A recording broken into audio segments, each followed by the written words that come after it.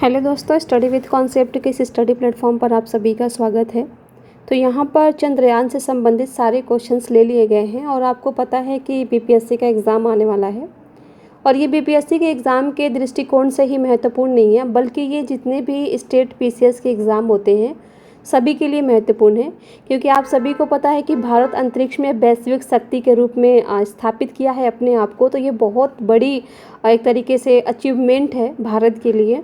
तो इस चीज़ को ध्यान में रखते हुए इसका मेंस का तो क्वेश्चन मतलब बनना ही चाहिए। वैसे तो आयोग के ऊपर निर्भर करता है, लेकिन मुझे लग रहा है कि इससे मेंस के भी क्वेश्चन बनेंगे और मेंस के साथ साथ प्री में तो इसका पक्का क्वेश्चन आपसे बनेगा, चाहे कहीं से भी वो उठ करके आए। यानी इसमें से जितने भी यहाँ पर क्वेश्चंस लिए गए हैं इसमें से आपका कहीं से भी पूछ सकता है।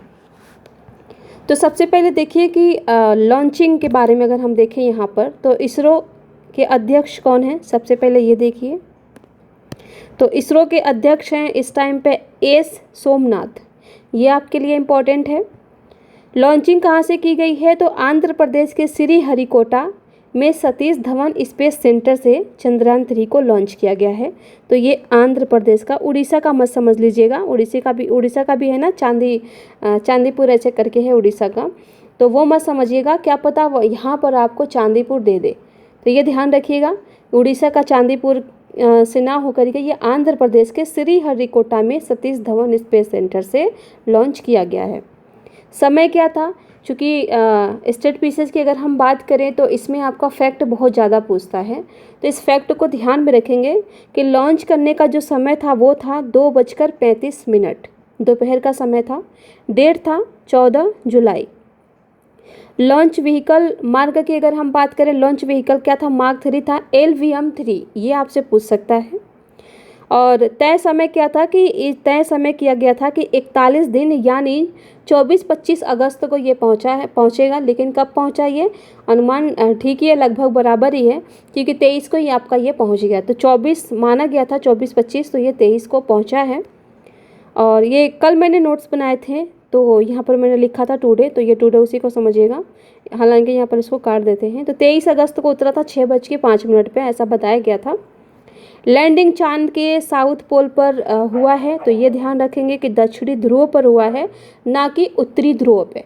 ये भी आपसे पूछ सकता है कि लैंडिंग जो है वो चांद के कौन से पोल पर हुआ है, साउथ पोल पे हुआ है या फिर आपका नॉर्थ पोल पे हुआ है। तो ये हुआ है आपका साउथ पोल पे। विश्व का पहला ऐसा देश जिसने ये नया कीर्तिमान रचा है, तो विश्व का पहला ऐसा देश है जिसने नया कीर्तिमान इस क्षेत्र में रचा है।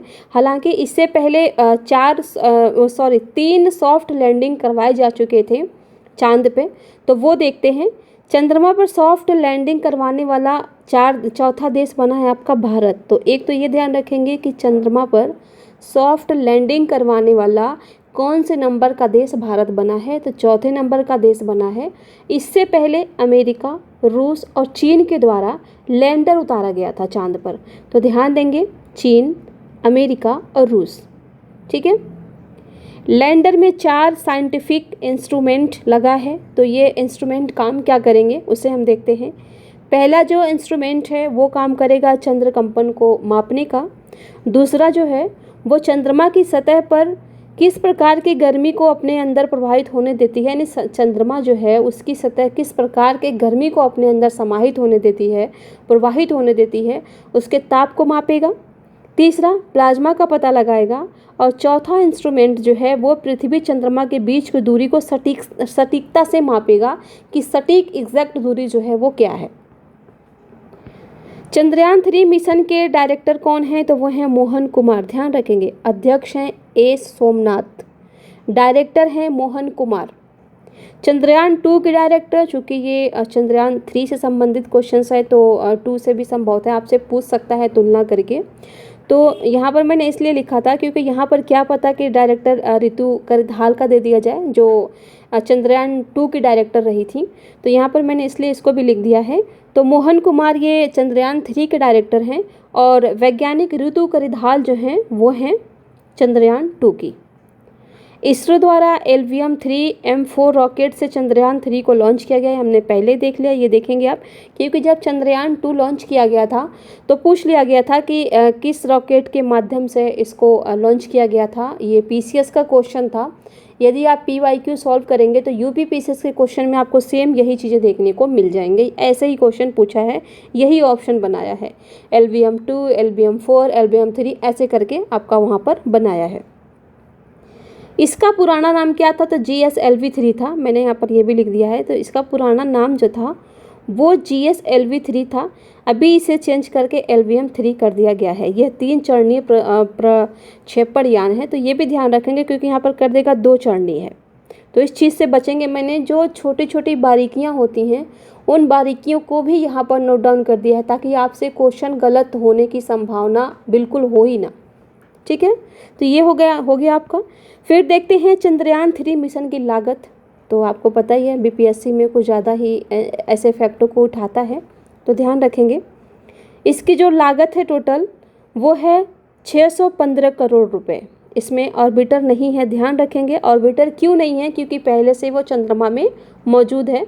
वो चंद्रयान-2 के दौरान जो था वो अभी उसमें है। सेकेंड का लागत जो था वो 978 करोड़ था।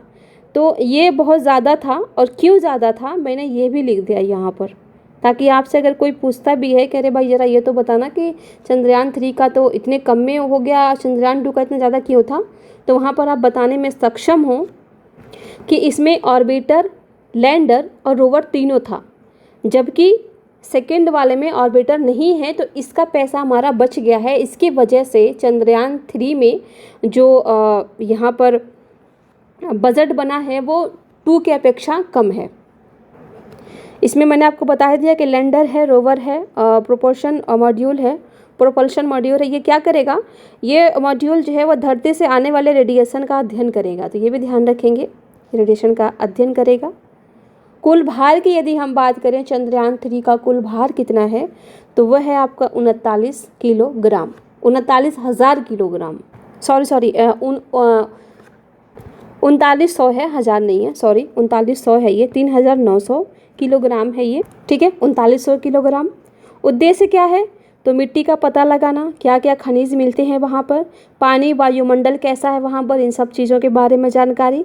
स्पेस टूरिज्म को यह बढ़ावा देगा। ये तो ऐसे लिख दिया गया है क्योंकि यहाँ पर अगर आपसे मेंस में क्वेश्चन बन जाता है कि इससे क्या क्या लाभ होंगे, तो आप दिखा सकते हैं कि क्या क्या लाभ होगा इससे। और चुनौतियाँ भी हैं, तो चुनौतियाँ वो मेंस के हिसाब से आपको पढ़ना है। हालांकि जब आपका मंथली मैगजीन जो आएगा विज़न का, उसमें सारी चीज़ें आपको लिख करके बता दी जाती हैं, तो वो आप पढ़ लेंगे तो सही है। क्योंकि यहाँ पर मैंने केवल फैक्ट लिया है और ये एग्ज़ाम की दृष्टि से बहुत ही महत्वपूर्ण है। और इतना यदि आपने कर लिया तो चंद्रयान से जो भी 1-2 क्वेश्चन आएंगे, क्योंकि फेल होने वाला तो एक क्वेश्चन से भी हो जाते हैं, तो सारे क्वेश्चन आपके यहाँ से कवर हो जाएंगे। ठीक है, तो इसका PDF मैं आपको टेलीग्राम में सेंड कर दे रही हूँ। तो इसी के साथ इस वीडियो को यहीं समाप्त करते हैं और इसको अच्छे से आप देखिए, रिवीजन कीजिए। इतना ज़्यादा वो नहीं है इसमें कि आपको याद ना हो, बहुत अच्छे तरीके से आपको चीज़ें याद हो जाएंगी। Thank you.